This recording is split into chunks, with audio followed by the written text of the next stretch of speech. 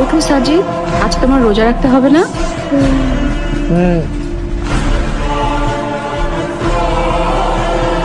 জলদি করো বাবা, সেহরি না করলে সারাদিন রোজা রাখবে কি করে? রোজা? আরে সাজিদ, তোমার সেহরি।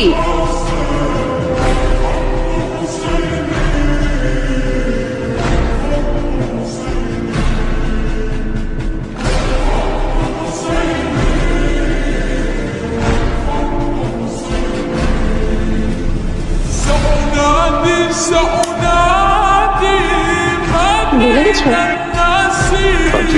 জলদি করো, সেহরির সময় হয়ে গেছে। এখন সেহরি না করলে সারাদিন রোজা রাখবে কি করে? কাঁদছো কেন? এটাও এনেছি তো। সাজিদ, সেলিম চাচাকে বলো ইফতারের জন্য আমাদের বাসায় আসতে হবে।